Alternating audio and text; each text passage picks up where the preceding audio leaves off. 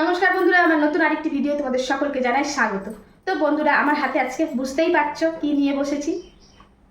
এটা হচ্ছে কচু। তো আমাদের এখানে এই কচুটাকে আমরা কিন্তু ভোট কচু বলে ডেকে থাকি। আর তোমরা কে কোথা থেকে দেখছো আর তোমাদের ওখানে এই কচুটাকে তোমরা কি নামে জানো সেটাও কিন্তু অবশ্যই কমেন্টের মাধ্যমে জানিও। তো আজকে কিন্তু এই ভোট কচু দিয়ে রেসিপি বানাবো। তো কি দিয়ে রেসিপি বানাবো, কি করব সেটা তোমাদের পরে বলছি। তার আগে একটুখানি সময় চেয়ে নিচ্ছি কয়েকটা কথা বলার জন্য। তো আজকে আমি যে রেসিপিটা করবো এই ভোট কচু দিয়ে, এটা কিন্তু সম্পূর্ণ আমার ঠাকুমার হাতে রেসিপি। তো আমার ঠাকুমা এই ভোট কচু দিয়ে কিন্তু আমাদের পুকুরের টাটকা যে কোনো মাছ দিয়ে এই ভোট কচু একটা রান্না করতো। এত সুন্দর স্বাদ হতো, সেই স্বাদ কিন্তু মুখেতে আজও লেগে আছে। তবে হ্যাঁ, আর কিন্তু সেই স্বাদের রান্না খেতে পারবো না, কারণ উনি আমাদের ছেড়ে চলে গেছে। তো যেহেতু ঠাকুমা আর নেই, তাই এই স্বাদের তরকারি কি খাবো না, তাই না? তাই ভাবলাম আমি আজকে নিজেই বানাবো। তো ঠাকুমার কাছ থেকে যতটুকু দেখেছি, তো সেই মতন করে বানানোর চেষ্টা করব। যদিও ওনাদের মতন হয়তো হবে না, তাও তো চেষ্টা করব যে খাওয়া যেতেই পারে। তো আজকে করব এই ভোট কচু দিয়ে। আর এটাও কিন্তু একদম দেশি মাছ। তো এটা হচ্ছে দেশি পোনা মাছ হোক বা এটাকে রুই মাছ বলুক, আমি খুব একটা অত মাছ জানি না। তো এই যে হাঁড়ি করে জাগানো থাকে সেই মাছ নিয়ে এসেছি। তো আজকে এই মাছ দিয়েই করব এই ভোট কচু রেসিপি। তো চলো শুরু করে দিই। আর প্রথমেই কিন্তু আমি কচুটাকে কেটে নেব। আর এই রান্নাটা কিন্তু খেতে খুবই সুন্দর লাগে। তো আজকে ঠাকুমার রেসিপি তোমাদের সঙ্গে শেয়ার করব। তো প্রথমেই কচুটাকে বেশ সুন্দর করে কেটে নেব।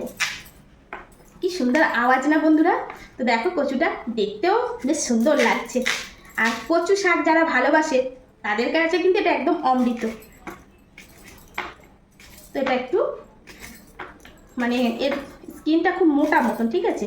তো একটু চাপিয়ে কাটতে হবে এইভাবে। তো এবার পরিষ্কার করে নিচ্ছি। এখন কিন্তু এটাকে টুকরো করে নেব।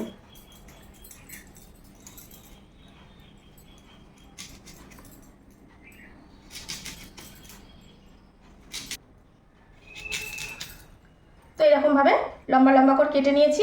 এখন এইটাকে এরকম একটু বড় বড় করে কেটে নেব। যেটা বড় সেটাকে 3 টুকরো করে নেব।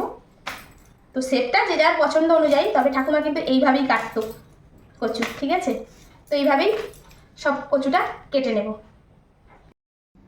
তো এখন কিন্তু মশলাটা বেটে নেব। তো মশলার মধ্যে কী নিয়েছি তোমাদের দেখিয়ে দিই। তো এখানে বেশ কয়েকটা কাঁচা লঙ্কা নিয়েছি। তোমরা যেমন ঝাল খেতে চাচ্ছ সেই অনুযায়ী লঙ্কাটা নেবে।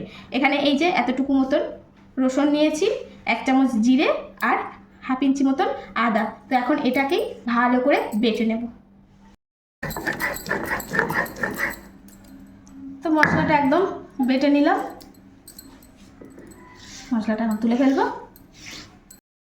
তো এখন মাছটা ভাজবো। তো মাছের মধ্যে দিয়ে দেবো লবণ, এটা তো দিতেই হবে।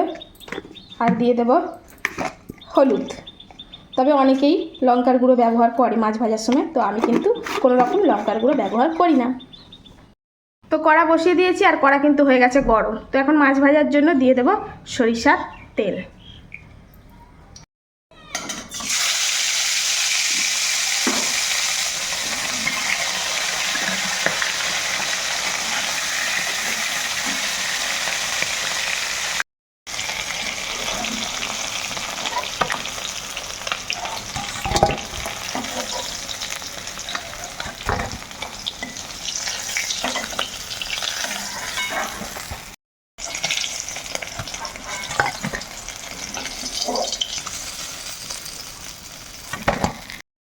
তো এখন কিন্তু মাছ ভাজা হয়ে গেছে। এখন এই কচুটা এই তেলের মধ্যে আমি কিন্তু একটু ভেজে নেব।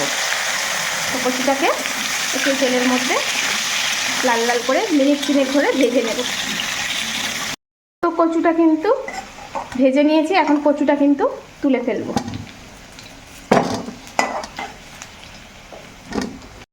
তো এখন কিন্তু ফোড়নে দিয়ে দেবো 2টো তেজপাতা, 2টো শুকনো লঙ্কা একটু কেটে দিয়ে দিলাম। আর দিয়ে দেবো, যেহেতু কচু তাই কালো জিরে ফোড়ন দেবো। এতে কি হয়, স্বাদটা কিন্তু খুব ভালো হয়। তো ফোড়নটা দিয়ে দিলাম। এখন কিন্তু এর মধ্যে একটুখানি পেঁয়াজ দেবো। তো তোমরা পেঁয়াজটা দিতেও পারো, নাও দিতে পারো। তো ঠাকুমা কিন্তু পেঁয়াজ দিত। তো এখন এই পেঁয়াজটাকে একটু লাল লাল করে ভেজে নেব। তো পেঁয়াজটা একটু ভাজা ভাজা করে নিলাম। এখন কিন্তু এর মধ্যে দিয়ে দেব মশলাটা, আদা, জিরে, কাঁচা লঙ্কা, একটু রসুন বেটেছিলাম, সেটাও একটু দিয়ে দেবো। এখন এটাও একটু হালকা করে কষিয়ে নেব। তো এটাও একটু কষিয়ে নিয়েছি। এখন কিন্তু এর মধ্যে দিয়ে দেবো একটা টমেটো। তো এখন কিন্তু এর মধ্যে দিয়ে দিচ্ছি স্বাদ মতো লবণ, দিয়ে দেবো 1 চামচ মতন হলুদ। যেহেতু কাঁচা লঙ্কা আমি কিন্তু দিয়েছি বেটে, তাই একটু লঙ্কার গুঁড়োটা একটু সামান্য করে দিচ্ছি। তো এখন হচ্ছে এই মশলাটা বেশ সুন্দর করে আমি কষিয়ে নেব। তো মশলাটা খুব সুন্দর করে কষিয়ে নিয়েছি, এখন তেল ছেড়ে এসছে। এখন এই পর্যায়ে কিন্তু যে কচুটা ভেজে রেখেছিলাম, এখন এই কচুগুলো কিন্তু এর মধ্যে আমি দিয়ে দেব। তো কচুটা দিয়ে আবারও এই মশলার সঙ্গে আমি বেশ খানিকক্ষণ ধরে এটাকে একদম কষিয়ে দেবো। তো এই যে কচু আর মশলা খুব সুন্দর করে কষিয়ে নিয়েছি মিনিট 5 ধরে। এখন কিন্তু এর মধ্যে দিয়ে দেব একদম বেশ টকবকে গরম জল। তো যেহেতু কচু, তো একটু গরম জলটা দিলে এটা সিদ্ধটাও খুব সুন্দর হয়। আর যদিও কোনো সময় কুটোয় না, যদি ভাবো যে তাহলে আর কুটাবেও না, তো কচুতে একটু গরম জলই ব্যবহার করা ভালো। আর গরম জল দিলে তরকারির কিন্তু একটু অন্য ধরনের স্বাদটাও বেড়ে যায়। তো কচুটা একদম কিন্তু সুন্দর আলুর মতন গলে গেছে। তো এখন এই পর্যায়ে কিন্তু এই যে মাছটা ভেজে রেখেছিলাম এটা কিন্তু দিয়ে দেব।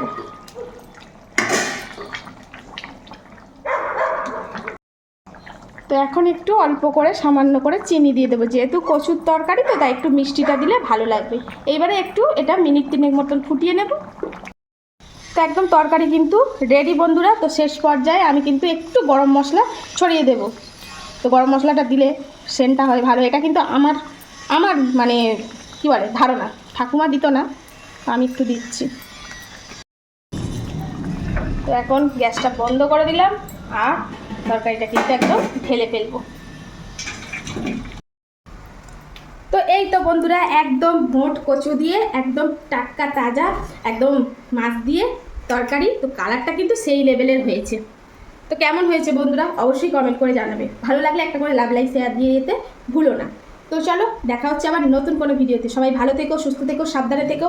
আর অবশ্যই এইরকমভাবে একদিন অন্তত বাড়িতে বানিয়ে খেয়ে দেখো, আর কেমন লাগলো সেটাও কিন্তু কমেন্টে জানাতে ভুলো না। তো টাটা, আজকের মতন আসি।